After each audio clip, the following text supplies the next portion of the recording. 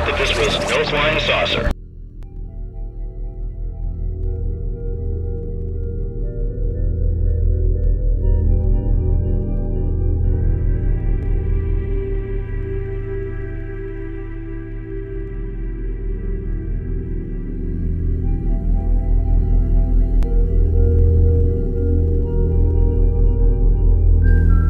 Alright guys, this is what I've done so far. I decided to go 4 poles each coil. I didn't go for 5. It was too close to the south bisected the last coil. But anyways, this is our positive, so the connecting shaft, and this is my starting point. I started right here, and then I did G1, and then I did G2. You can see pretty tight there, and this is gonna stay there. This is it. So this is the G2 will start right here and will end the last coil. So I'm going from here that way, and then I did the other side like I told you on the forum. It's to compensate balance weight the motor on both ways. So I started from here and did exactly G11. So I'm doing here G11 and G12. Okay, and you can see that I'm going. So the way this works is I'm gonna keep going this way, and here I'm gonna keep going that way. So there will be a point that I am going to start winding here, and that will be my last starting point, like I show on the diagram. It's when I cross the number 1 coil, and this section here, when it crosses and finds its way down here, that'll be our ceiling points. But we'll keep building, gonna keep building that way and this way till we meet the starting points right here. So we gotta mark both in red, or making some mark that you won't come off with your hands. These are permanent magnets, permanent markers. And make sure you don't lose your track though, because this is kind of tends to confusion. You gotta keep growing, jumping 1 slot. I'm gonna do now G3, then it'll start here, and G4 and G5, G6, G7, G8, G9, G10, and G10 it's gonna go starting right there, and G11 is gonna start right where 1 was. Follow? So that's the way they overlap, and that'll be my last end layer of coils, and so on when I grow this side up. So got an idea what it looks like, and I'm gonna put it. I already put it on the starters, and I checked it out because this is already, and this is 20 gauge.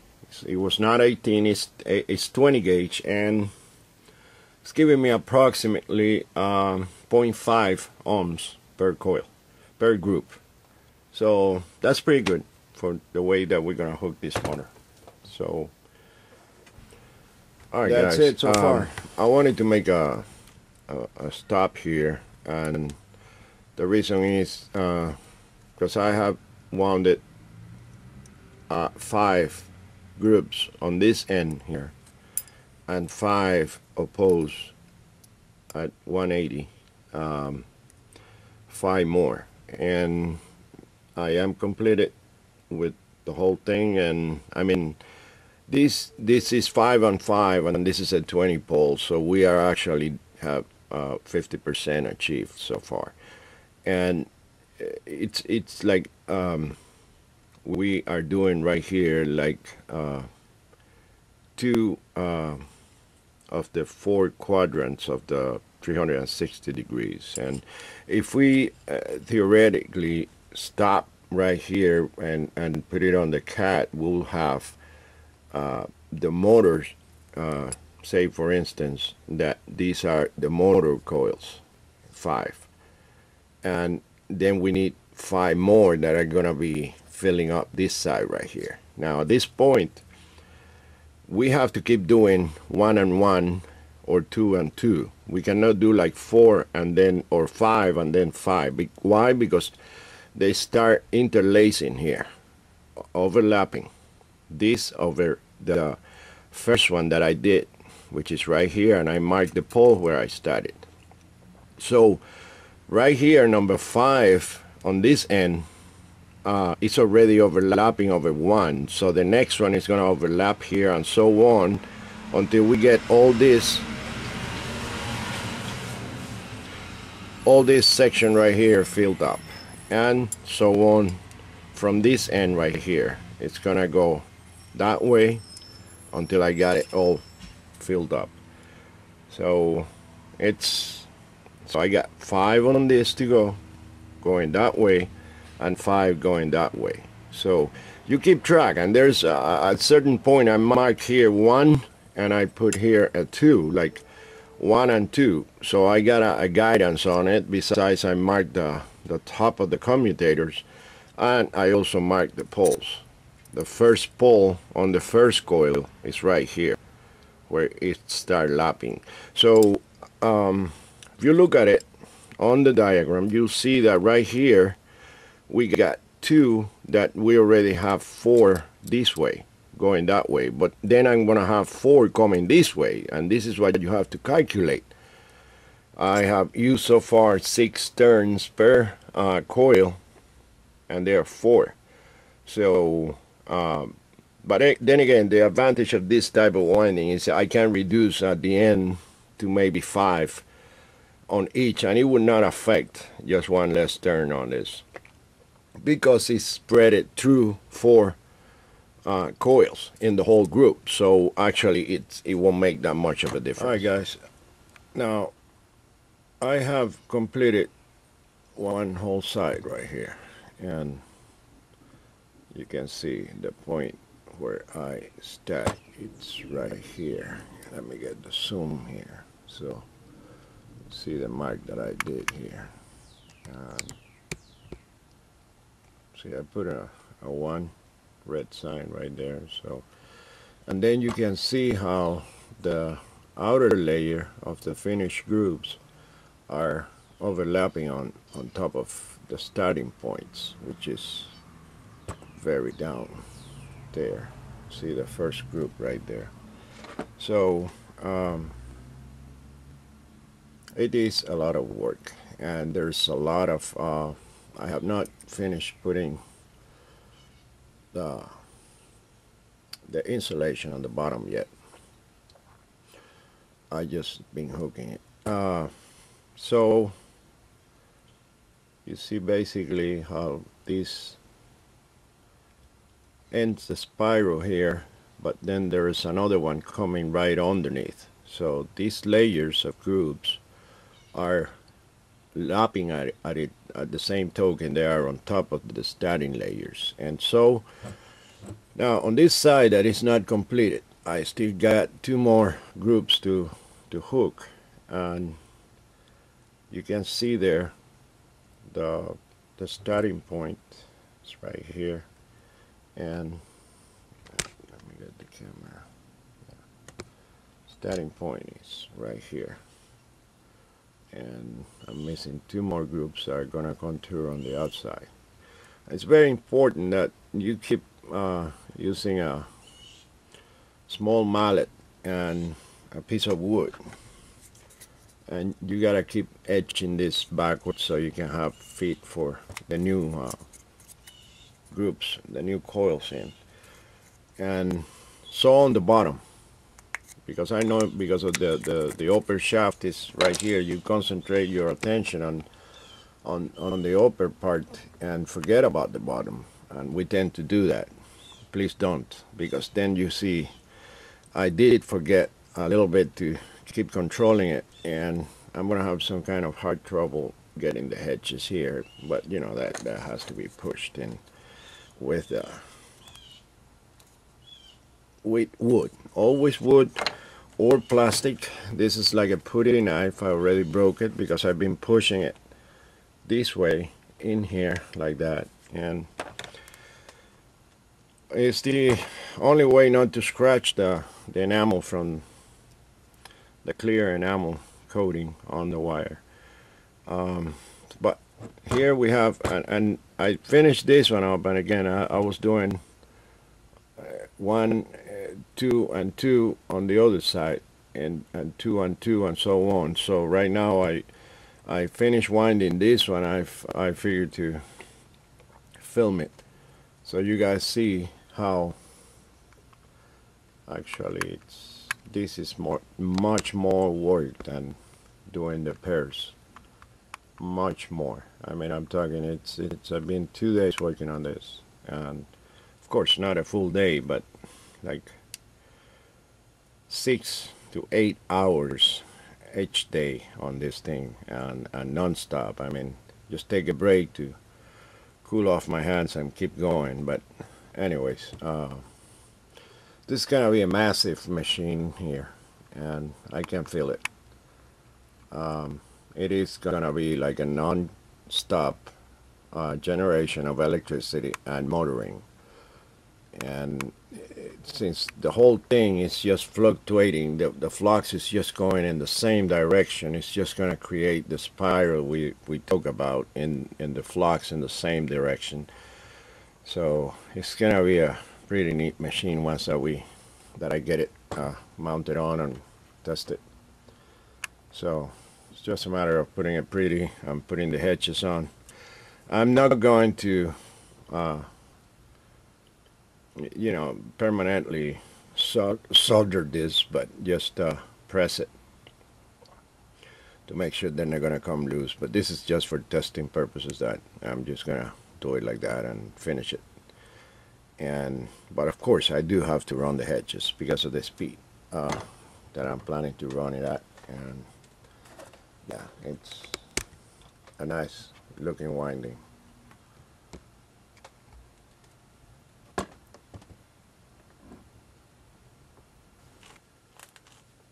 Okay, the final stage, all put together. The wire retainers on. Just gotta tap a little bit of glue in here so they don't slide. Some of them are not that, but they won't roll off. But just to make sure, I cleaned out the commutators, as you can see, so that if we got any bad sparks, we could check them out later on.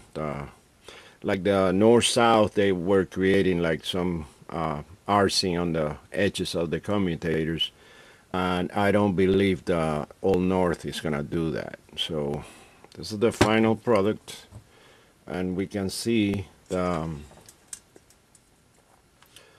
actually there are 2 spirals in here, and they're easy to identify. It's one is born here and develops all the way to the exterior, and the other one is born underneath there. You guys saw it previously, and then it develops all the way over here. So if you look at it, it's like that, 2 spirals. And yeah, I'm gonna take it for a small test drive and see how it goes. Alright, so this is the final assembly of the rotor and all put together here, and it's a 20 pole. I use 20 gauge, and it's according to this diagram where I'm using 4 poles, and it's got 4 groups, I mean 4 coils on each group. So but I'm grabbing 4 poles, 4 poles, 4 poles, 4 poles. So, and what I did is I run different wiring for each independent brush, so it'll be 4 and 4, and not, it was before was like factory connected. So yeah, and Now the way this motor is, it's got adjustment here, so it's at the max that way, so I'm gonna have to readjust it for better timing. Okay, here is a final assemble 20 pole All North in groups, and as shown on the winding tracks. And something I want to say about this motor specs, and I'm gonna put them on video while I talk. It has a nominal voltage rated of 24 volts, and the nominal current amperage draw, it's 40 amps. It develops a speed of 3300 with that 750 watt, which if you do the right math is it's not 40 amps but somewhere around 29.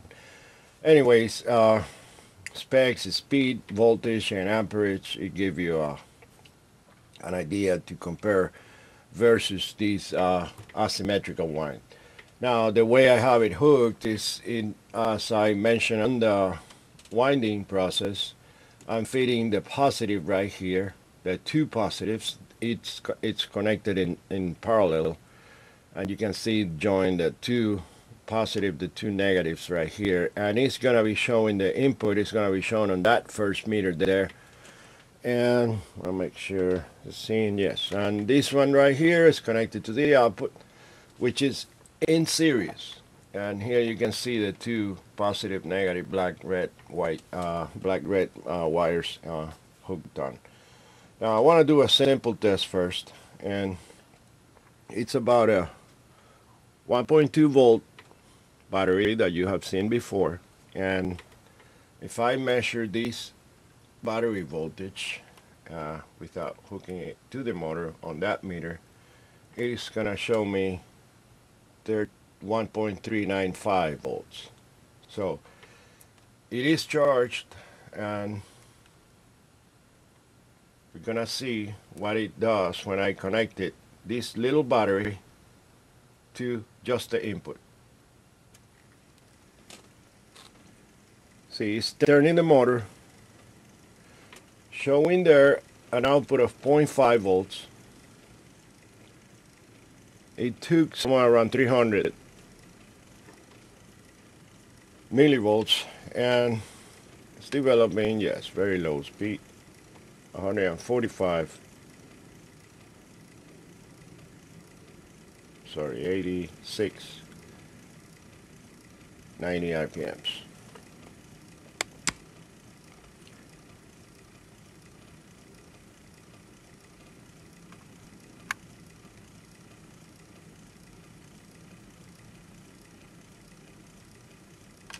But this is something that would never be able to achieve it with a symmetrical motor.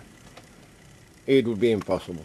Why? Because we are only turning two groups at the same time, and they're very low resistance, anywhere in between 0.7 to 0.8 with the brush resistance. Excuse me. And you can see the draw there.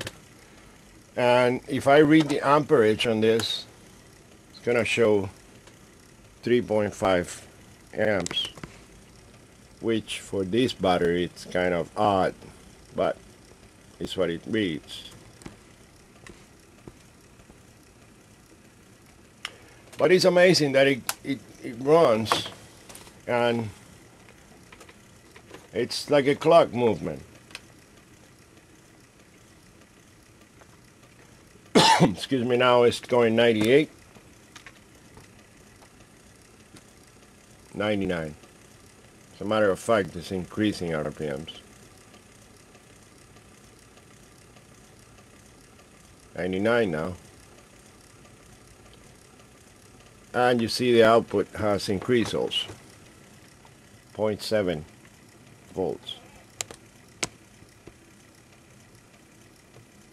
Now this delivers, it shows the accuracy of this type of machines, that it could be run with such a small battery. And of course it's not reliable, but it's just showing something that the symmetric would not ever achieve.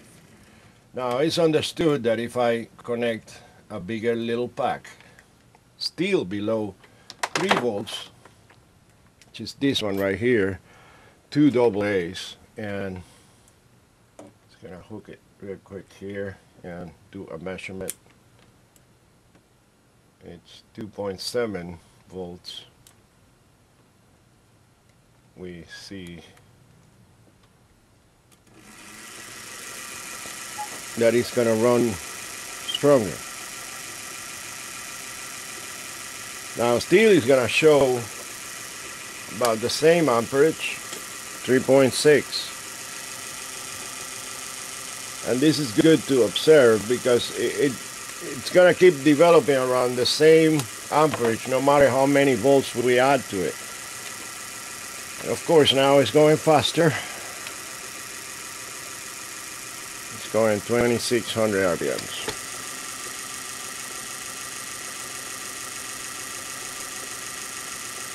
I'm sorry, 396.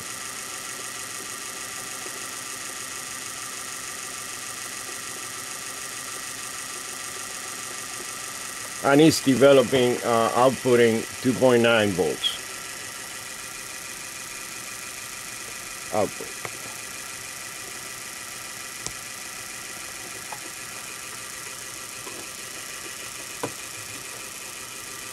.58 remains around the same value.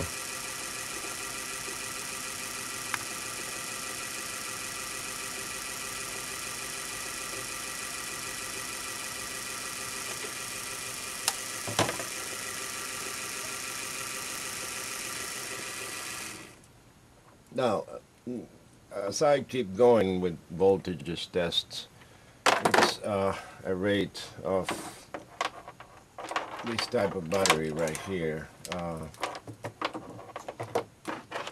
It's a LiPo, a lithium ion, 1350 milliamps hour, and I'm just gonna hook it right here and see what it does. And I'm gonna do the same thing, just check the voltage first, and it shows 11.94 volts. So just gonna kick it.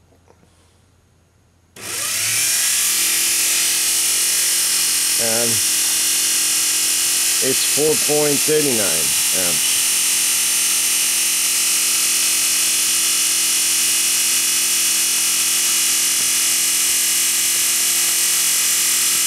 With the LiPo of 11 volts.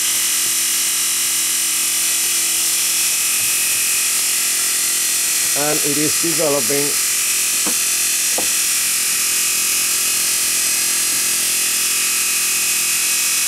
2500 RPMs.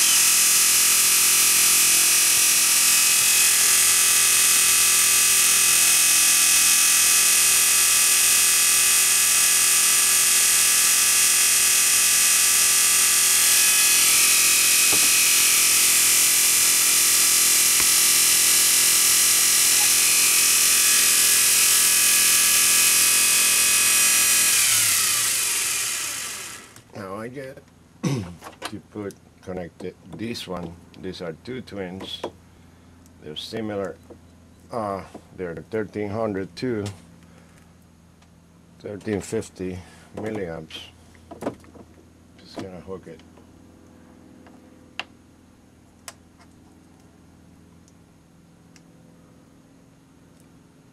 And let's take a reading of this. It's 23.27. And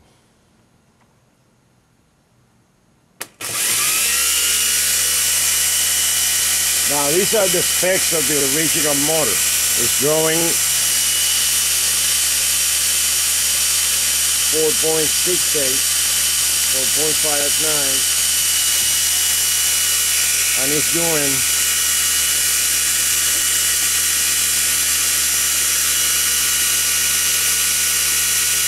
4,300 RPM.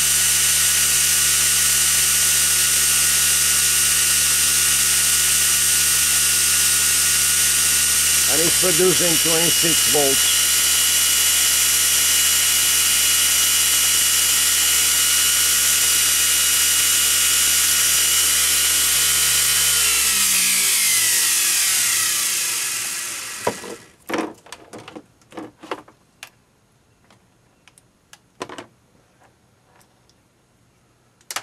I want to test this battery here, which is the ones I've been using on before. They're 35 amp hour, 12 volts, and I'm gonna hook it in here, and I'm gonna run it through the negative, and let's take a reading of power here. It's 12.28 volts, and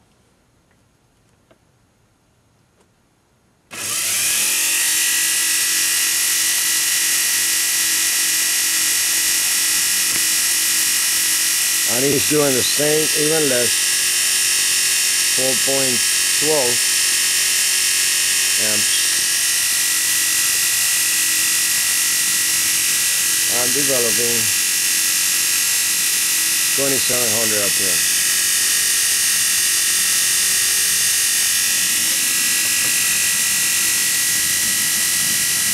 And it's putting out 20 volts on the output. It's about 4 amps right now.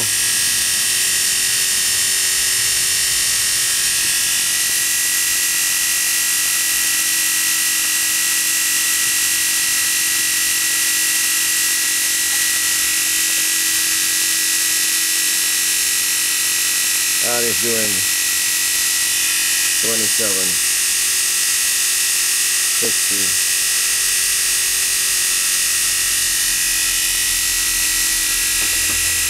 It runs very smooth, as you can hear.